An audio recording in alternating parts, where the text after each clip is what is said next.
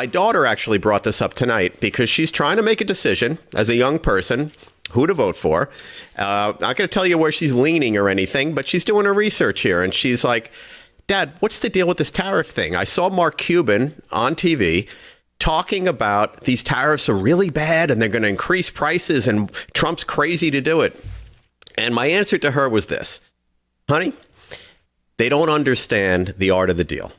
Number one, we're going to put tariffs on China because they don't let our goods in. It's just fair play.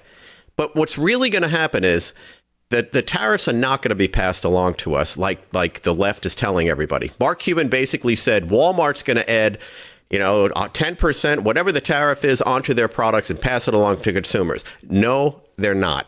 Why is Walmart not going to do that? They're the biggest buyer of merchandise in the world. China's biggest client is Walmart in consumer goods and all those types of things. And Walmart's going to tell China, oh, we got a tariff. You guys got to include that in your price. End of story. That's how that's going to go down. It's also going to open up the playing field for American companies to compete now against Chinese. And it may open up the Chinese market for us. So there's a lot of benefits from it. But the tariffs are not how they have presented it. This is a negotiating stance taken by Trump, who's basically saying, hey, if you're not going to let our goods in and you're going to put these huge tariffs on, well, we're going to do the same thing, too. So until they start playing fair. One of the reasons they haven't played fair, and I tried to explain this to her, was that the politicians who make these trade agreements, they're all getting benefits out of it. It's not like these politicians are trying to make the best trade deal for this country. They're taking care of themselves. It's shown over and over throughout history that these trade deals wind up lining somebody's pocket. Trump, on the other hand, doesn't need his pockets lined. That's something the left doesn't understand. That's something all of us Trump supporters understand. This guy doesn't need to do that stuff.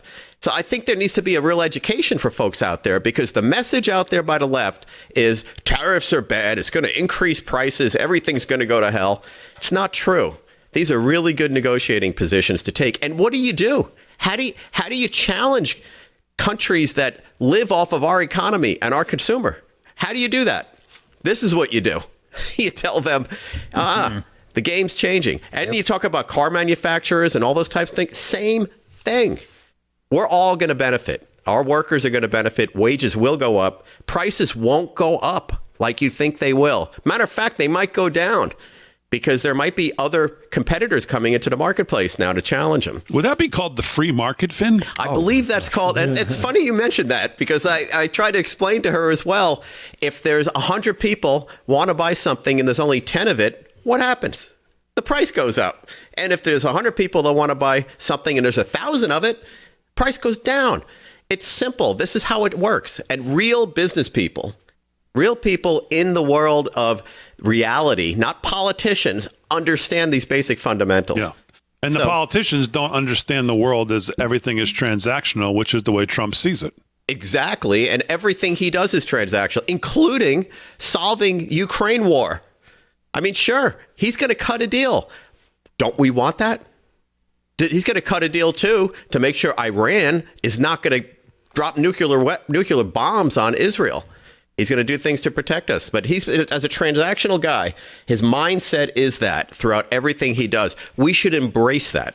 Yeah, and most of the people criticizing him have never created anything, never done anything, never built anything, never made people's lives better by offering anything. They've lived off the public dole their entire life. And that's exactly right. So you have a politician in office right now running our country who's been, his only job has been working in government for 50 years. He knows nothing about the market system. Nothing. And we see that.